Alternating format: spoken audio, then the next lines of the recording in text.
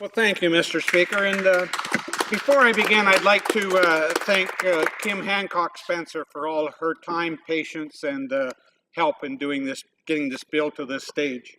It is my honor to rise today and have an opportunity to speak to my bill C-483 and to highlight our Conservative government's strong action to support victims of crime. Our Conservative government has worked to re-establish Canada as a country where those who break the law are held accountable for their actions, where sentences match the severity of crimes, where the rights of victims come before the rights of criminals. We believe that victims must be at the heart of the criminal justice system. Since 2006, we have provided more than $120 million to respond to the needs of victims of crime. And the Safe Streets and Communities Act, one of our first bills after forming majority government, was a significant accomplishment, one that further strengthens support for victims.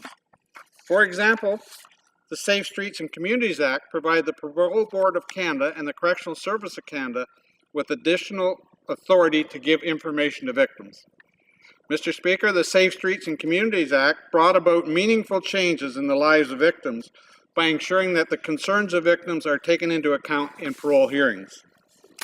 Victims have consistently called for greater fairness and a greater voice in the criminal justice system. This imbalance between the rights of offenders and the rights of victims was also noted in a report released in 2010 by the Office of the Federal Ombudsman for Victims of Crime. Our government has listened, and we continue to take action to support victims of crime. We have announced our plan to bring forward legislation to create a Victims' Bill of Rights, one that will enshrine victims' rights in federal law. Order. The honourable member for Malpeque on a point of order. Yes, my point of order is relevance. I thought we were here to debate this private member's bill. I haven't heard one word on this private member's bill yet. All I've heard is a lot of rhetoric about what the government is doing. I thought this was a private member's bill. Well, I thank the honourable member for Malpeque for his intervention. He will know, of course, that the relevance, of course, is part of the standing orders as it relates to debate.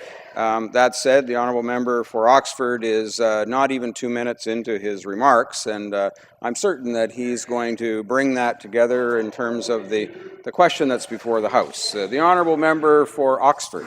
Thank you, Mr. Speaker. And I think if the member from Malpeque will just wait a couple seconds here, he'll understand. This commitment was recently reaffirmed in the speech from the throne, which noted that our government will introduce a Victims' Bill of Rights to restore victims to their rightful place at the heart of our justice system. Indeed, these are all important steps, and we are pleased with the progress we have made.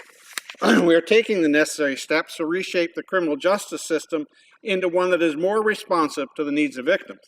That is why I introduced this bill before us today, which builds on the previous measures introduced by our government.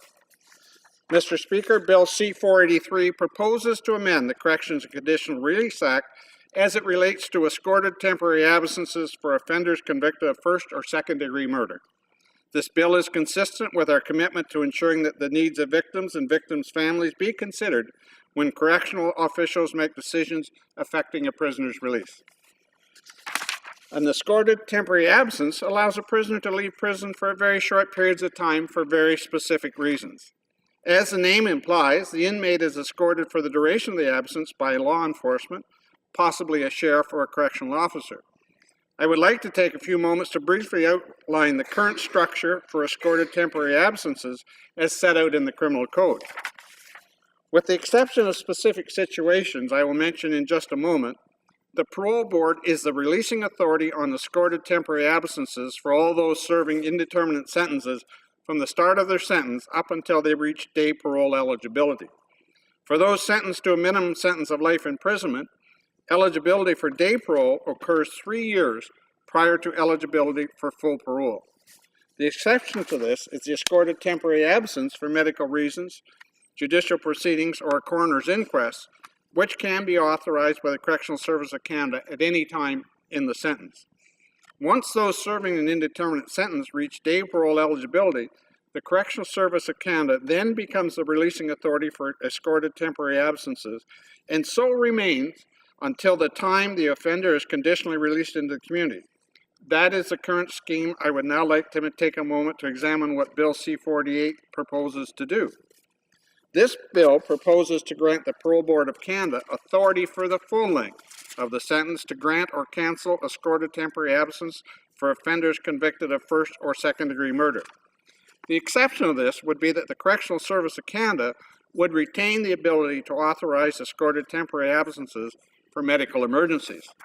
This would mean that the wardens of federal prisons would no longer have authority to grant temporary escorted absences to inmates convicted of first or second degree murder, except for in a medical emergency.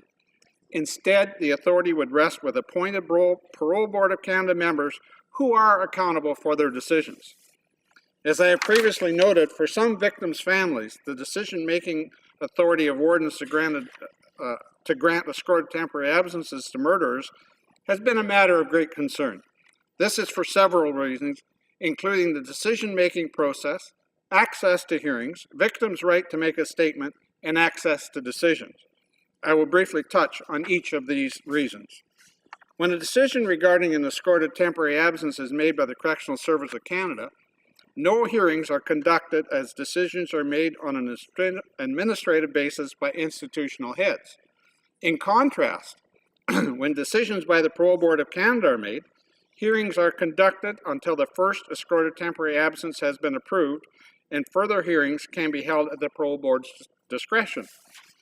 Given the administrative nature of decisions made by the Correctional Service of Canada regarding escorted temporary absences, victims and the public are not granted access to the decision-making process. However, when the Parole Board of Canada conducts a hearing, a victim or a member of the public who applies in writing is permitted to attend as an observer at a hearing where their attendance will not disrupt the hearing, present security concerns, adversely affected persons providing information to the Parole Board, or adversely affect the appropriate balance between the public interest in knowing and the offender's application. Now, Mr. Speaker, furthermore, under the power of the Correctional Service of Canada, not only is there no right for victims to attend the decision-making process, they also have no right to make a statement when decisions are made for an offender's escorted temporary absence. When the Parole Board of Canada conducts a hearing on an escorted temporary absence, the victim may present a statement. The victim may comment on the harm or damage that has resulted from the offense and its continuing impact, including concerns for his or her safety and on the possible release of the offender.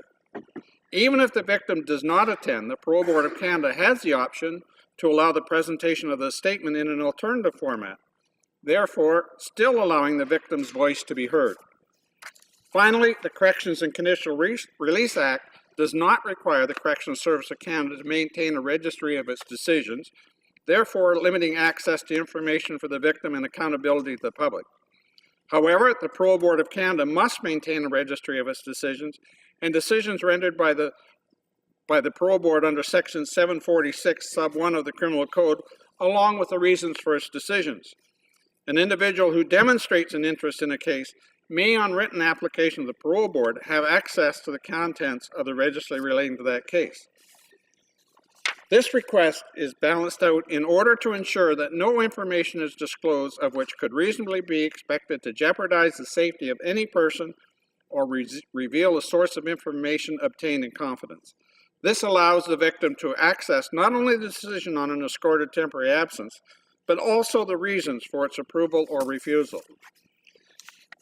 As you can see, Mr. Speaker, there are flaws in the current system which results in a non-accountable and inaccessible system and hinders the rights and voices of victims.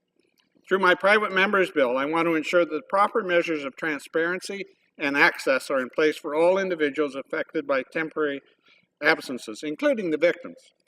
It is also our firm belief that the decisions of the Parole Board of Canada should be respected in letter and spirit, as it is an institution that is accountable to all Canadians.